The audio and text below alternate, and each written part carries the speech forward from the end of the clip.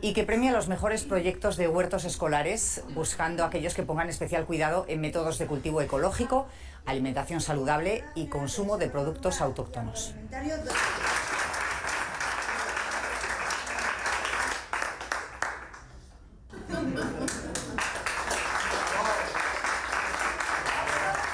Buscamos un relevo intergeneracional y que sea real, que los niños adquieran unos conocimientos hortícolas tradicionales, pero desde una perspectiva de educación. Que nos dan el premio por el esfuerzo que hemos realizado durante todo el curso trabajando en el huerto y por los alrededores de nuestro concejo. Tenemos que limpiar el huerto, plantar el huerto.